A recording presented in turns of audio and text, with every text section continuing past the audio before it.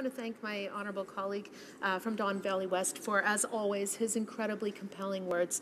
And I am very moved that in this chamber this evening, it is very clear that when all of us are here speaking for our constituents who are writing to us, phoning our offices and saying, what can Canada do? What should Canada do? That we are all speaking unanimously that this is something that we need to act. And so I would like to ask my honourable colleague, given the situation with the Rohingya people, given the incredible tragedy and horror and atrocity that is happening there, I have lived in countries that are living with the legacy of that kind of atrocity.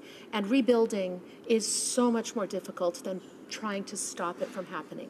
So the honourable member mentioned that we need to do more. I know that our government, our Prime Minister, has been very, very eloquent on this in condemning it. There are sanctions. We have put over $9 million into humanitarian aid, including for women and for children and for pregnant women. We need in this House to come up with really other solutions. So could the honourable member talk about what other kinds of things that we could be doing? Thank you. Well, member for Don Valley West in 45 seconds or less. 45 seconds. Thank you. I want to thank the honourable member for her question.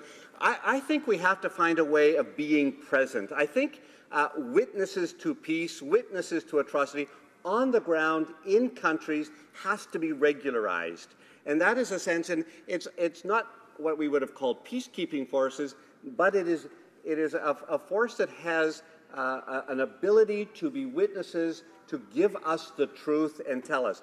We count on NGOs, international NGOs, to do that, and I commend Amnesty International and Human Rights Watch and the UNHCR and other not-for-profits that are in the region.